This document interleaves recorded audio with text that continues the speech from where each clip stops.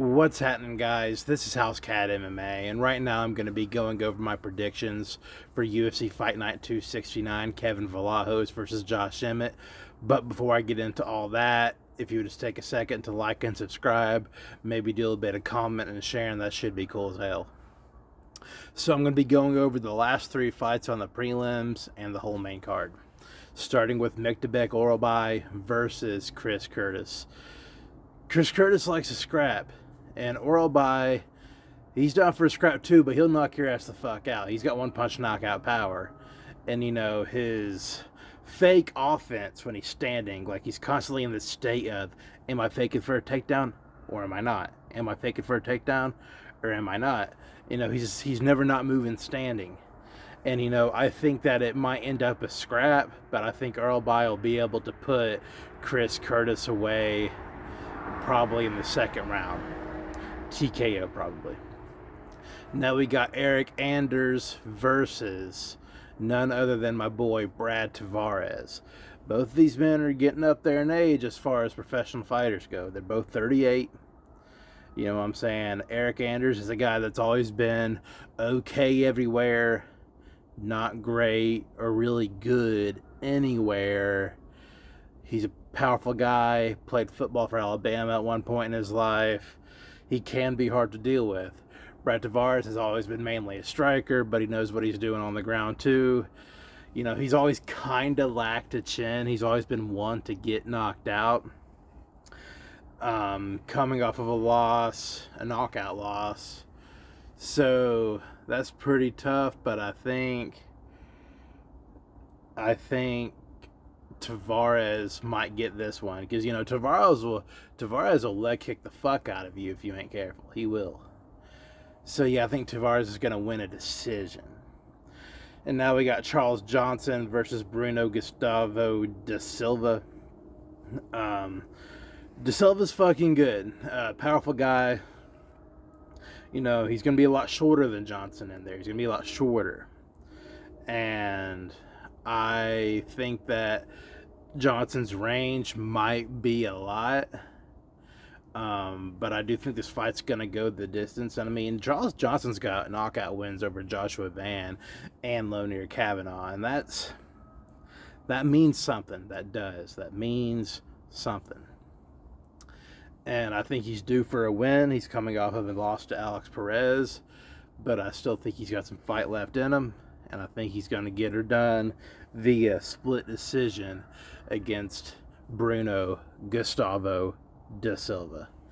And now we got, Vitor Petrino versus Steven Asplin. Okay, so Steven Asplin's fucking good. He's a hell of a striker. I like his style. I really like his style. But I really like Vitor Petrino at heavyweight, because Petrino's good. You just can't let him get a hold of you. If you can refrain from Petrino getting a hold of you, you're golden. You'll be okay, and you might can outstrike him if you're a good striker. But I don't think Asplin's good enough to keep. I don't think Asplin's good enough to keep Petrino from getting a hold of him. I think Petrino will get a hold of him. I think Petrino will submit him probably in the first round. Now we got Marlon Rahiki versus Harry Harwick. This is interesting. Because both these guys, they got the same style. They got the same style pretty much. Rahiki just being a little bigger. He's a little big. And I think he might be a little more powerful, because they both got this style. They fight how I think a like an elongated squirrel would fight. Just kind of, you know what I'm saying? But they kind of fight like a cross between Dominic Cruz and Nate Diaz. You know what I'm saying? Just kind of tap, tap, tap, tap, tap, but a little bit more power than Nate Diaz or Nick Diaz had on it. You know what I'm saying? Just constantly moving. Am I going this way or am I going that way? But they're not near as elusive as Dominic Cruz was. Not near as elusive. As far as who I think's going to win, I think I'm going to go Harry Harwick. Harry Harwick fights like he's fighting for a bologna sandwich during break time at an oil rig. I like his style. I think he's going to win. I think he's going to be a decision, though. I don't think he'll pit Ricky away. And now we got my boy Andre Fili versus Jose Delgado.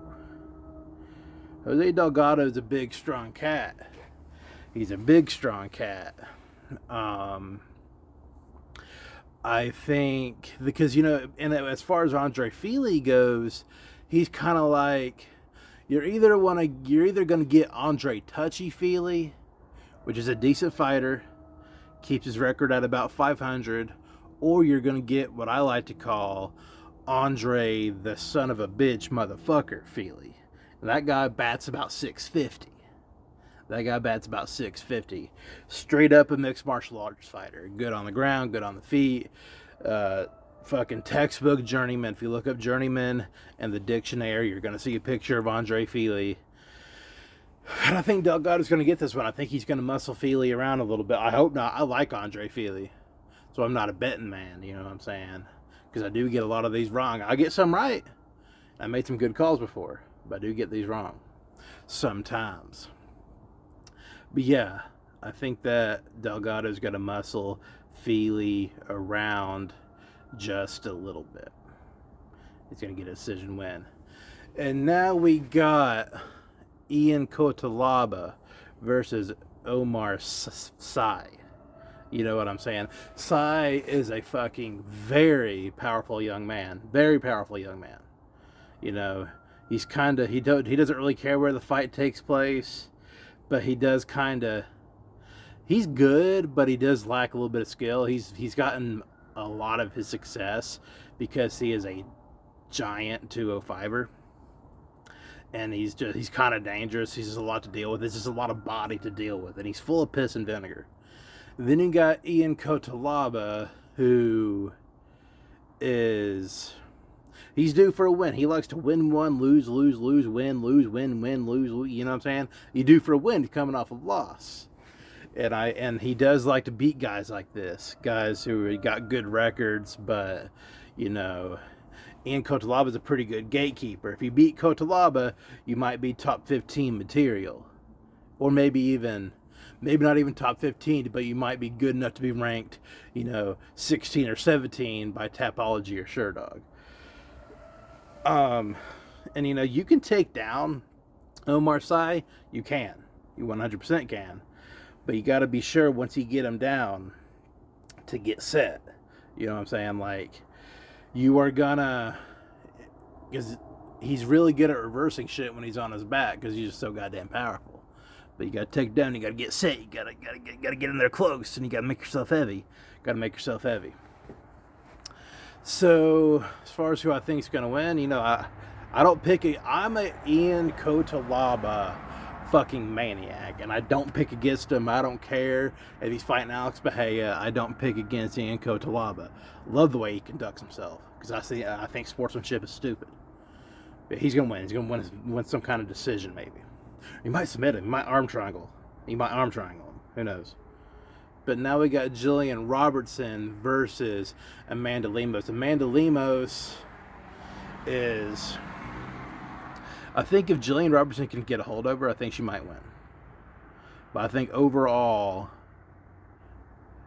Amanda Lemos is a little more skilled than Jillian Robertson. A little more skilled. The way she moves, she's kind of slippery. Like, you might want to get a hold of her, but you probably can't. I mean, Tatiana Suarez could, but that's Tatiana Suarez. Jillian Robertson is no Tatiana Suarez. She just ain't. And I think Lemos is going to win a decision, just outstriking her on the feet, defending takedowns. Nothing overly exciting, but not boring either. And now we got my boy Josh Emmett versus Kevin Vallejos. Josh Emmett's kind of like a featherweight Dan Henderson. And that, good striker, even better wrestler, but he will wrestle, but he doesn't really wrestle a whole lot. And his striking's just good enough to be considered good, but he's mainly just got that big right hand. And he has got a big right hand. He'll damn near kill you with it if you let him. Vallejos just got done committing felonious assault on Giga Chikadze just a little while ago. I mean, he is a son of a bitch to deal with. A giant 145. Oh my god, it's so crazy how fucking... Because he's not even that short, and he's fucking thick. It's crazy that he can make that weight class. And I think he's going to beat Josh Emmett, just younger, because Josh Emmett's 41. And that's fine. It's okay to be 41. I'll probably be 41 one day. There's nothing wrong with being 41. But Kevin Vallejos is 24. Pretty freshly 24 at that. I mean, he was in high school when COVID was happening. You know what I'm saying? Like, and I think he's going to beat Josh Emmett. I do. I think he might finish him. He might TKO Josh Emmett in the third round or something like that. But hell yeah, fuck yeah, that does it for the predictions. Like I was saying, make sure you like, subscribe, comment, share, just, fucking, but mainly subscribe, but mainly concerned with the subscribing. Hell yeah, fuck yeah, catch you later.